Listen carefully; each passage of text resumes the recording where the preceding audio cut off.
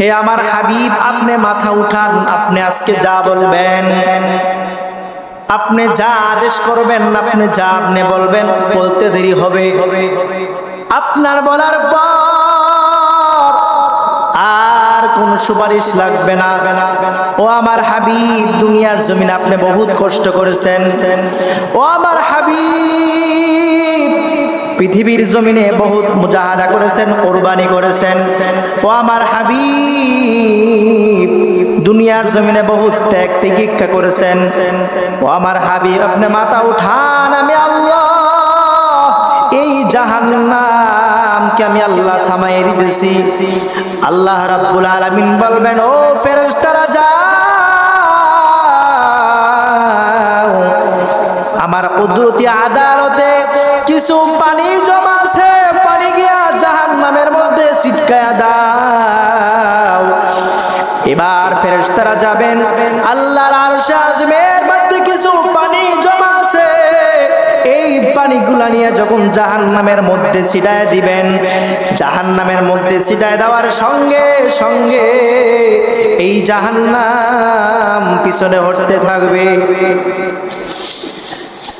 আমার হাবিব, আমার রাসূল বলবেন, ও আল্লাহ, এই জাহান্নাম এত শক্তিশালী জাহান্নাম, যেই জাহান্নাম আপনি বানানোর পর এই জাহান্নাম এক একটা জাহান্নামের মধ্যে ৭০,০০০ শিকল লাগাইলেন।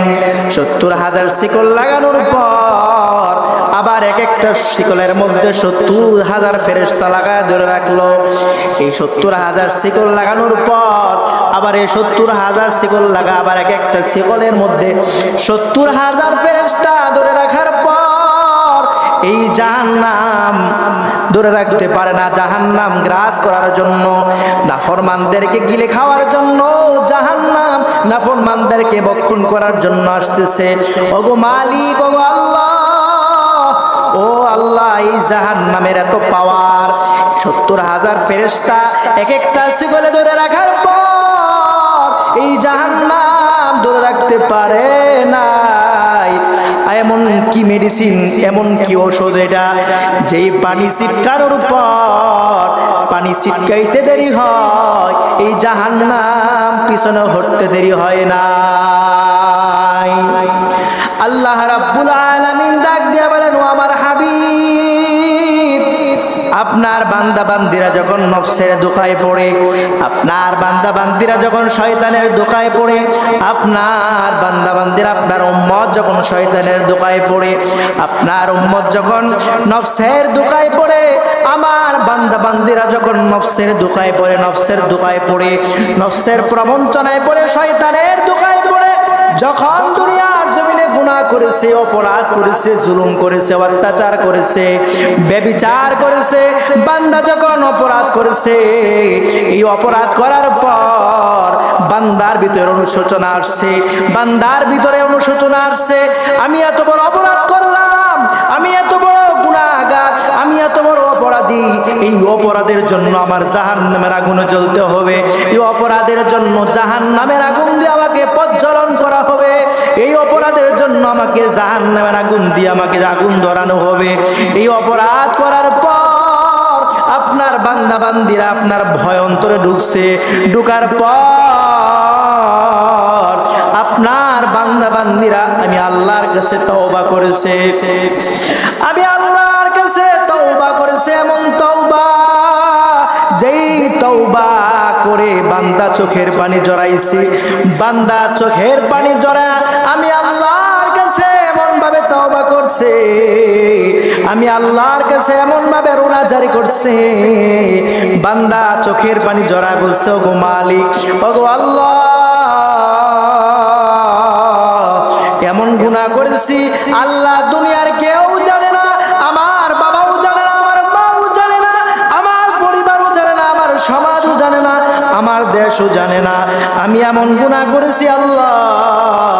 এই গুনাহ করার পর বান্দা গোপনে গোপনে বান্দা চোখের পানি ছাড়ছে, বান্দা চোখের পানি ছাড়িয়া আমি আল্লাহর কাছে এমন রোনা জারি করেছে, এমন ভাবে তওবা করেছে, তওবা করার পর আমি আল্লাহ ঘোষণা দিলাম, ও আমার ফেরেশতারা যাও, ওই বান্দা যে গুনাহ করার পর, বান্দা যে গুনাহ করার পর আমি আল্লাহর কাছে তওবা করেছে, যাও এই বান্দার চোখের পানি নাকের ডগায় আসতে দেরি হয়, আমি আল্লাহ ওই বান্দা বান্দির জিন্দেগীর সব গুনাহ আমি আল্লাহ ক্ষমা করে দিলাম।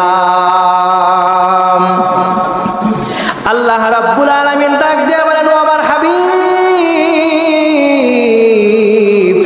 এই পানিগুলা হলো বান্দা বান্দিদের চোখের পানি।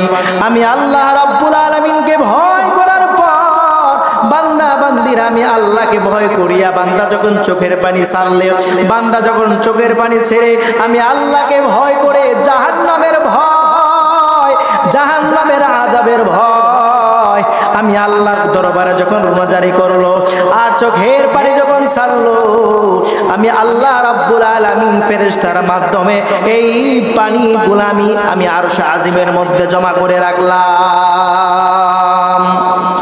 আর এই পানির এত পাওয়ার, এত পাওয়ার, হাদিসের মধ্যে আসছে এই চোখের পানির এত পাওয়ার, জাহান্নামের ক্রোধ, জাহান্নামকে একমাত্র দমন করার ব্যবস্থাই হলো চোখের পানি।